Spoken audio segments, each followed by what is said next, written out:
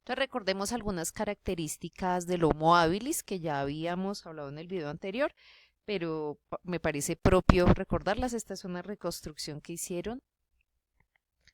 Y entonces decíamos, propuesto por una familia de paleoantropólogos que de hecho fue bastante discutida su participación. Muchos dudan de la existencia real de un Homo habilis. Había dificultades en dataciones que inicialmente mostraban 2,9 millones, luego mágicamente aparece de 1,9, lo que lo hace ser, si dejaban estos datos, entonces era simultáneo al Australopithecus y no mostraría una cadena evolutiva. Hay demasiada disparidad de cráneos. Resulta que cuando se toman muchos de ellos, o hay unos muy pequeños o hay unos muy grandes, no es como lógica la ordenación que hay de los cráneos que muestran como los supuestos Homo habilis. Además, los cráneos no son hallados con la parte postcraneal. En antropología se habla que la parte postcraneal es el esqueleto. Entonces se supone que yo encontraría individuos completos, no, pero hay cráneos sueltos, grandes, pequeños, y más aparte no, lo que ellos unieron como esqueleto no estaba unido en el mismo sitio, que uno se imaginaría que así debieron ser los hallazgos, como si sucede, por ejemplo, con el hombre de Cromañón, de Java. Otros hallazgos sí son mucho más completos y coherentes. Por eso es que hay tantas dificultades y se cree, y algunos mismos de los paleoantropólogos han propuesto que si no será una mezcla de algunos Australopithecus y otros Homos, y pues bueno, como siempre habría muchos intereses desde todo punto de vista de económicos, prestigio, para decir encontramos el eslabón perdido. Entonces, en realidad el Homo habilis lo que pretenden es armar un eslabón intermedio. Pero lo que hasta el momento sabemos es que es por lo pronto una especie imaginaria y entonces dudamos de que haya existido. Miren, por ejemplo, estas dos imágenes de lo que consideran es la reconstrucción de un Homo erectus y un Australopithecus también sediva, que lo habíamos visto anteriormente. Entonces, uno ve unas similitudes, pero es que hasta lo que implica un Homo erectus y un Australopithecus hay inconsistencias.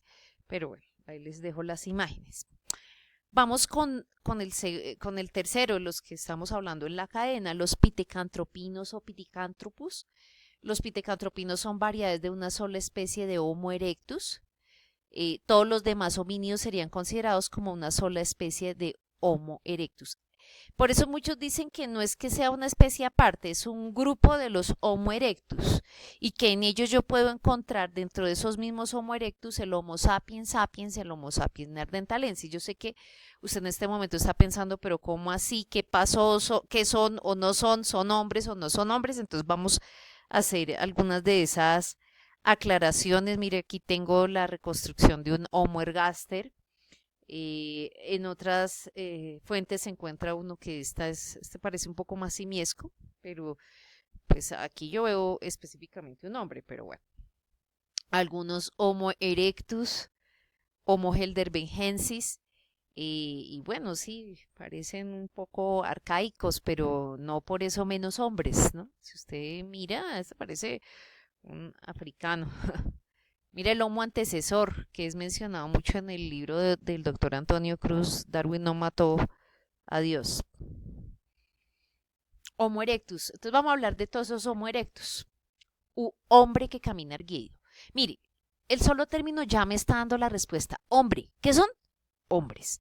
Hombres que caminan erguidos, seres humanos con cultura propia, y no son más que una variedad de la especie humana, lo que en términos tal vez no tan preciso hablaríamos de razas, pero pues es una sola raza o solo una especie humana. Dentro de esas variedades, así como hoy tengo, por ejemplo, no es lo mismo la raza o las personas pertenecientes a los grupos arios, los que son hindúes, los latinoamericanos, tenemos incluso fisonomías muy diferentes, pero no por eso unos son más evolucionados, y estoy hablando biológicamente, tal vez culturalmente sí. Pero entonces nos quieren mostrar en una cadena como si fueran inferiores estos anteriores, Homo ergaster, Homo antecesor o el Homo erectus, como si fueran biológicamente inferiores. Y lo que tenemos son seres humanos de diferentes variedades raciales.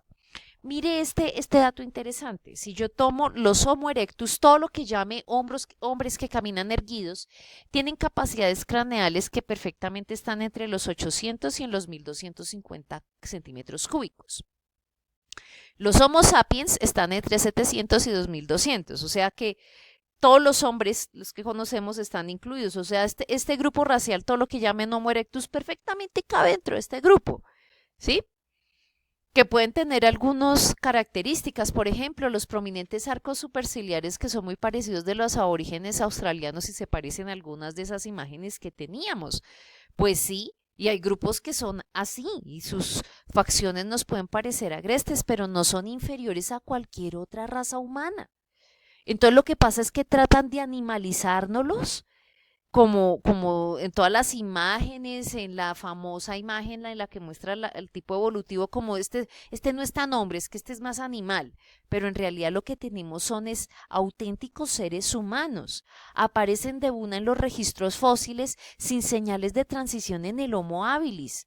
O sea, no es que haya una transición, no. Hasta el momento tenemos o bien sean animales como Australopithecus, o bien sean hombres como todo el grupo de los Homo erectus y el Homo habilis que parece ser un invento. ¿Mm? Entonces, bueno, algunos mal llamados indigentes podrían parecerse, pero son perfectos seres humanos. O sea, yo no puedo decir que sean menos seres humanos. El hombre de Java y de Pekín, que son Homo erectus, tienen 1300 centímetros cúbicos. Entonces, mire cómo si hay una diferencia sustancial en la que el hombre sí tiene una capacidad craneana, perdón, me devuelvo, con una diferencia importante, mientras todos los otros, gorilas, orangutanes, chimpancés, australopithecus, manejan estas capacidades craneanas. Entonces, la disparidad está en el pedacito que está aquí, entre los que están muy en esta línea, entonces ya los están volviendo animales, cuando en realidad son auténticos hombres. Este es una reconstrucción del Java, el hombre de Java o Java erectus. Bueno, este es otro de controversia, el Homo neanderthalensis u hombre de Neandertal. El hombre neandertal fue considerado durante mucho tiempo como antepasado del hombre actual, lo mismo, como si fuera inferior. Se le dibujaba, y mire esta descripción, encorvado, peludo y con cráneo en forma simiesca. Esa era la descripción que teníamos, hasta algunos lo pintaban con cola. La paleoantropología actual reconoce que eso fue un error, hágame el favor, ¿sí? No hay nada en los múltiples restos óseos que se indique que era una especie inferior al hombre. Se ha reconocido que el aspecto encorvado era consecuencia del raquitismo que habían sufrido algunos ejemplares. Esto es una vergüenza en ciencia, pero pues eso pasa como muchas de las noticias. Sale el boom de lo que es, pero cuando hay que hacer la corrección, eso sí es mínimo y no se le da la publicidad que debe darse, ¿sí? Que sí se sabe el hombre neandertal, que era con una capacidad craneal mayor a la nuestra, entonces era una raza humana que era más bien, perdónenme la expresión, cabezoncito. Enterraban a los muertos con ceremonial religioso y fabricaban instrumentos. Pues a la fecha no conocemos ningún tipo de animal que haga entierros con ceremoniales, que tengan instrumentos. Él sí fabricaba los instrumentos que le quieren dar a entender que los había construido el famoso Homo habilis, que no existe, ¿sí? Manejaba fuego y bueno, todas las herramientas que usted quiera. Pueden considerarse como una subespecie humana o raza diferente. Hay algunos que los toman como los Homo sapiens sapiens, otros el Homo sapiens neanderthalensis. ¿Qué pasó con los neanderthalensis? No se sabe. Algunos dicen que pudo mezclarse, ¿sí? O que se extinguieron.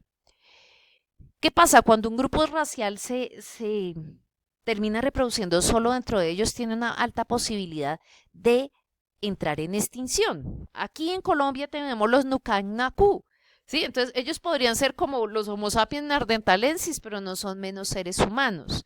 ¿Qué pasó? ¿Se pudieron mezclar? Bueno, pues dicen que el Homo erectus, que fue el que dominó toda Europa, era más fuerte, digamos, como raza, y pudieron haberse mezclado, les parecieron lindas las mujeres de los neandertales y demás, y hasta ahí llega ese grupo de los neandertalenses y se cree que fue contemporáneo al Homo sapiens. Por eso es que hablamos que pueden ser contemporáneos. No es como nos lo están mostrando, Homo neanderthalensis y después más avanzado el Homo sapiens y luego Homo sapiens sapiens. Tenemos que son subespecies humanas perfectamente que se debieron relacionar en su época. Una familia neandertal. Son reconstrucciones. Homo sapiens, mire, el de Cromañón, caracterizado por la inteligencia, son muchos los posibles árboles genealógicos, se suponía que el Homo erectus fue el antecesor directo del Homo sapiens, sin embargo hoy se cree que ambas especies fueron contemporáneas. Espero me hayan entendido muy bien el concepto, estos dos son contemporáneas, es como aquí hablar de algunas razas, ¿sí? Entonces aquí tengo la raza amarilla y aquí la negroide, por ejemplo, ¿no? Entonces, no es que sean las unas inferiores a la otra ni que hubieran surgido, sino que son contemporáneas. El hombre sí está en capacidad de hacer y escribir historia. El animal solo tiene memoria y reacciona entre los estímulos. El hombre sí posee introspección y conciencia. La conciencia humana le aporta una profundidad impresionante a la persona. La capacidad de juzgar, eso no lo tienen los animales. Por tener conciencia son personas. Vean, pues, usted imagínese algún tigre, entonces, ¿será que me como? ¿Será que no como? Ay, pero pobrecitos, no, ellos no tienen ese tipo de sentimientos, ¿no? Somos los seres humanos que tenemos la conciencia del pecado. El hombre es singular, irrepetible, dotado de un valor absoluto deseado por el Creador como un fin en sí mismo y no como un medio para prolongar su especie. Entonces, qué triste es que nos quieran animalizar a la fuerza cuando somos creación especial de Dios. Somos parte de la creación, sí, pero Dios nos dio su sello especial a nosotros los Homo sapiens. Bueno, yo sé que más de una estará mirando, bueno, este Homo sapiens sí nos gusta, pero bueno, no podrá ser más evolucionado económicamente, culturalmente, en lenguaje, pero no biológicamente, siguen siendo los mismos seres humanos. Entonces lo que yo tengo con todos estos, Heidelbergensis, Rhodeyensis, antecesor, Ergaster, pues realmente son seres humanos. Genética, Alan Templeton lo que hizo ahora fue comparaciones del ADN y es claro que ya no se habla de huesos fósiles, sino de genes presentes en los humanos actuales que se consideran fósiles del pasado. Es decir, todos son una única especie humana con variedades raciales y la genética lo que ha podido mostrar es que hubo importantes entrecruzamientos, mezclas, migraciones entre los diferentes continentes, pero eso no produce un reemplazo de una variedad humana por otra, sino la mezcla de la misma. No es un árbol genealógico, sino dos arbustos independientes. Por un lado, los simios fósiles y por el otro lado, los auténticos seres humanos, porque las personas siempre han sido personas y los monos, monos. Entonces ya hemos hablado, creo que nos queda claro. Hay un detallito más. Chimpancés, gorilas y orangutanes tienen 24 pares de cromosomas y también los australopithecus, mientras los humanos 23, única excepción de los primates. Entonces los Homo, ¿cuántos cromosomas tienen? Todos. Homo heidelbergensis y todos los demás tienen 23 pares. Muchos hablan de que solo hay un 2% de diferencias con los chimpancés, pero yo creo que las diferencias saltan a la vista. Yo la verdad no soy tan crédula con respecto a esas estadísticas. Bueno, hay algunos que han hecho algunos experimentos para tratar de demostrar que el cerebro tiene una parte en la que desarrolla la espiritualidad. Pero ojo porque muchos de estos avances de la famosa neuroteología a veces lo que quieren es como dar a entender de que el hombre se inventa su parte espiritual porque tiene una parte en su cerebro que le permite la espiritualidad. Lo que sí es cierto es que hay cambios en toda la parte de los lóbulos cuando la persona está ejerciendo algún tipo de actividad espiritual, pero eso no quiere decir que la espiritualidad evolucione a partir del cerebro. Y otro de los puntos de debate es precisamente el cerebro y el lenguaje. Para el hombre existen huellas en los huesos de lo que sucede en la bóveda craneana y tenemos específicamente en el puente Broca una circunvolución en el área 44 donde específicamente está la capacidad del hombre para hablar. Entonces, lo que no tienen los chimpancés y además ellos no tienen la socialización.